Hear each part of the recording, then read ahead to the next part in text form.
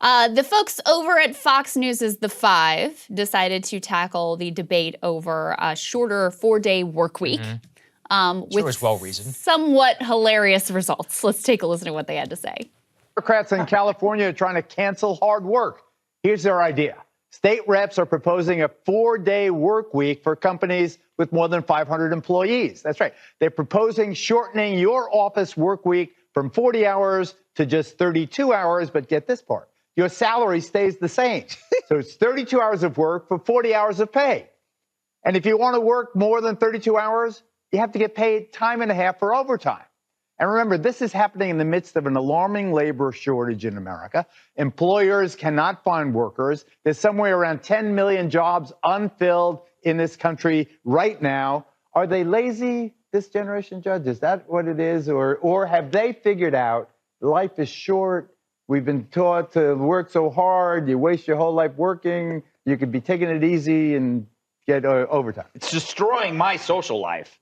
And that's when it starts hurting me, I care. But you know what I think they realized? They realized in a 40-hour week, maybe at most you work 32 hours. Right. You know what the thing is? There is a lot of inefficiency built in the workplace, including even coming and going to work. Yep. I never understood a lunch hour, but then again, I don't have kids. I don't need to run to to do errands. Right. So I just sit around and I always have, my assistant. I pull a Jesse and have my assistant do everything. But you know what? This is going to end up turning us into a virtual reality cocoon.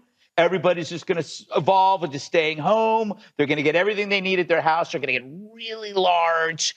And the only people that are going to be in the outside world are the people who can't afford the inside world. We can't help California. They have to help themselves. They got a lot of delegates. Are we, Dana, like France? They do have, but not ours. It's funny that you say that. I wrote France right here on my paper because if you want to be more like France, there's eat more croissants.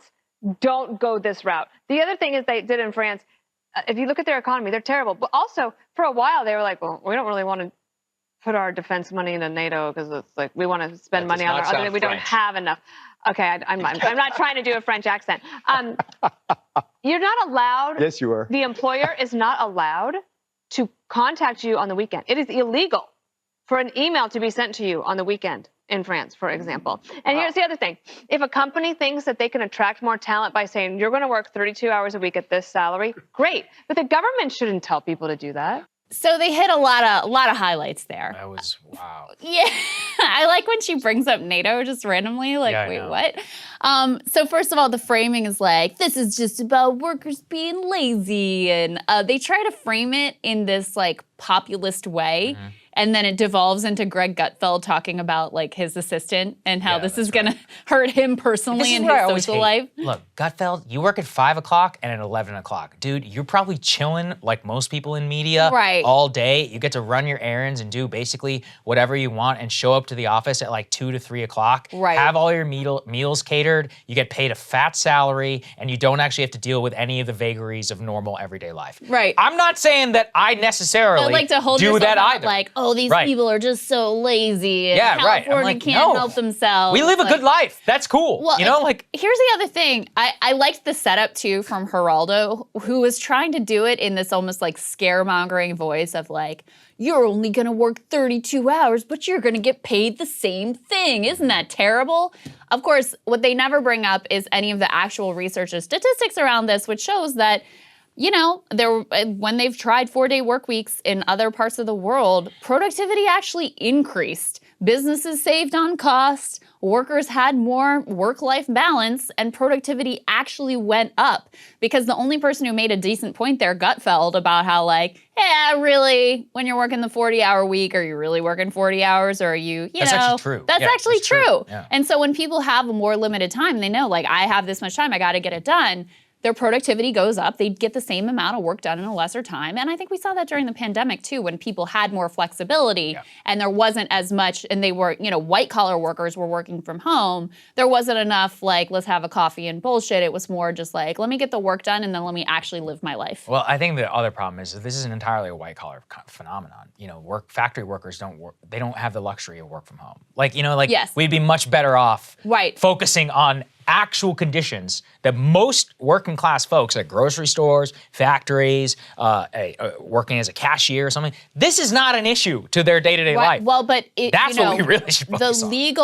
What is legally considered a full-time work week matters a lot for working class people. Oh yeah, because, right. I mean, the benefits. The union movement is what set the standard at 40 hours. Right. And so, yeah, if you change it to 32, that means anything that you're having to work above and beyond that, you're required to get time and a half. So it matters a lot actually for working class people, more so even than office workers who are salaried and who, you know, if you're working in a job where you've got to like track your time for clients or whatever, that's one thing. But most office workers, you know, they're either putting in already less than 40 hours, or they're putting in way more than that because they have a totally insane, out of whack work-life balance. I also happen to love the law in France that they were freaking out about that says basically like there is a work time and there is also life outside of work. I think that having, as Americans, like one of the things that we actually sort of tiptoed into during the pandemic was the understanding that there are things outside of the workspace that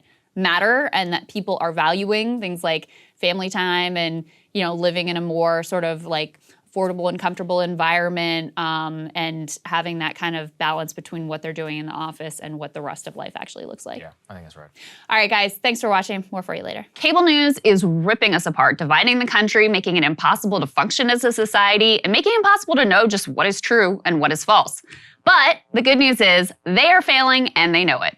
That is why we're building something new, a new mainstream, a healthier one, something more trustworthy, something that we are going to need in one of the most pivotal times in American history. We are building up here for the midterms, for the upcoming presidential election, but we need your help. So if you can help us out by becoming a premium member today at breakingpoints.com, we're trying to change America for the better and the entire world. So what are you waiting for, guys? Go to breakingpoints.com and sign up and help us build a new mainstream.